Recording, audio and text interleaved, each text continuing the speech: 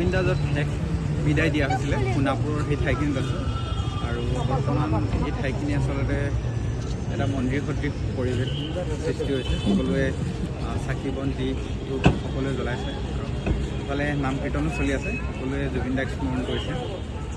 আৰু আচলতে আমি যেতিয়া জুবিন দা জীয়াই থাকোঁতে বিভিন্ন ঠাইত জুবিন দাক দেখোঁ, কাষৰ পৰাও পাইছোঁ, কিন্তু আজিলৈকে সাহস হোৱা নাই মাতিবলৈ। আচলতে বিভিন্ন মানুহে আগুৰি থাকে বা বিভিন্ন মানুহে ফটো ল'বলৈ আগবাঢ়ি গৈ থাকে, হেঁচা ঠেলাৰ মাজতে থাকে, বহুতে ফটো ল'বলৈ গৈ থাকে। ফটো এখন লওঁ বুলি ক'লে আচলতে তেখেতলোকে লৈ লওকচোন, ওচৰত হেঁচা ঠেলা হেঁপাহ থাকে মানুহৰ, তেখেতলোকে লৈ লওকচোন, আমি পিছত ল'ম।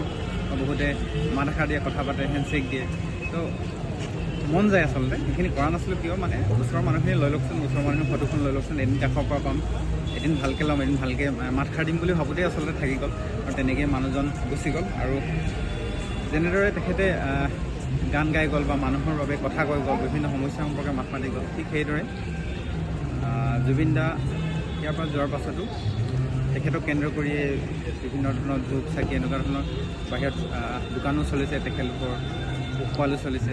মানে তেখেতে কায়িকভাৱে নাথাকিলেও তেখেতে যিখিনি আচলতে কৰি থৈ গৈছে তাৰ পৰা বহুত মানুহে আচলতে শিকিবলগীয়া। তেখেত মানে খুব এতিয়াও সেই মানুহখিনিয়ে তেখেতক কেন্দ্ৰ কৰিয়ে চলি আছে, চাওকচোন বাৰু।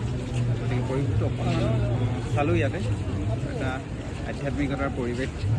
জুবিন দাৰ যিটো সমাধি ক্ষেত্ৰ, এইটো পবিত্ৰ হিচাপে জ্ঞান কৰা হৈছে, সকলোৱে আহিছে, চাকি বন্তি দিছে আৰু তেখেতৰ আত্মাৰ সদ্গতি কামনা কৰিছে। গতিকে ভিডিঅ' কৰা বিশেষ হেৰি নাই যদিও অকণমান পৰিৱেশটোকে আপোনালোকে দেখুৱাই দিম, মানে কেনেকুৱা এটা পৰিৱেশ গঢ়ি উঠিছে আৰু মানুহে আহিছে বিভিন্ন ঠাইৰ পৰা, সকলোকে আহ্বান জনাইছে পৰিৱেশটো যাতে আপোনালোকে লেতেৰা কৰি থৈ নাযাব। ধূপ চাকি দিছে যে য'তে ত'তে পলিথিনৰ পেকেট, পানীৰ বটল, এনেকুৱা ধৰণৰ পৰিৱেশ এটা যাতে লেতেৰা নকৰি আমাৰে দায়িত্ব পৰিৱেশটো চফা কৰা। গতিকে এইখিনি কথা সকলোৱে মন দিব। ধন্যবাদ।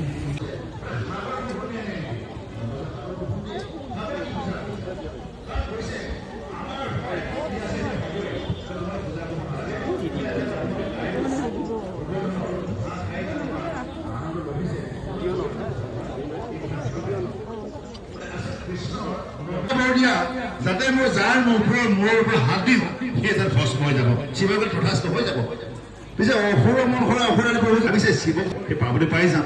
লগতে ক'লে সেই শিৱ বাবা এটা কথা ৰবাচোন, তুমি যে বৰটো দিলা, মই তুমি কাৰ মূৰত হাত দিলে ভস্ম হ'ব, সেইটো মই তোমাৰ মূৰৰ ওপৰতে মই পৰীক্ষা কৰিব বিচাৰিছোঁ।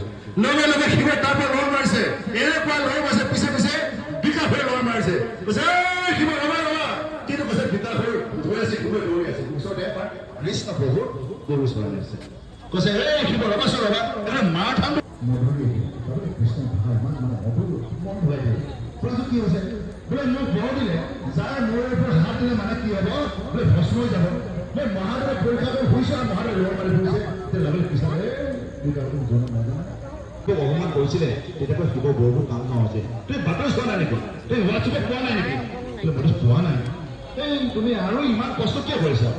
তোমাৰ দেখোন নিজৰে দৌৰ আছে, একদম ভুলাই দিলে লগে লগে। হয়তো ৰুমৰ আছে, তুমি সেই নিজৰ কেৱল নন্দ যশোদাক আনন্দ দিয়া নহয়, গোপীসকল মাজতেও বহুতো লীলাখেলা কৰিছে, হয়নে? কাৰণ কেইখন কৈছে পশ্চিমত আজি আমাৰ আমি বেছিভাগ পাঠ নাখাওঁ, তাৰপিছত আমি অলপ সংকীৰ্তন কৰিম। আমাৰ সময় হৈ আছে, আমাৰ সময় হ'ল এতিয়া 11:30। আমি বেছিকৈ নকৰোঁ। গতিকে কৈছে মাতাসকল কৃষ্ণ ইমান ধুনীয়াকৈ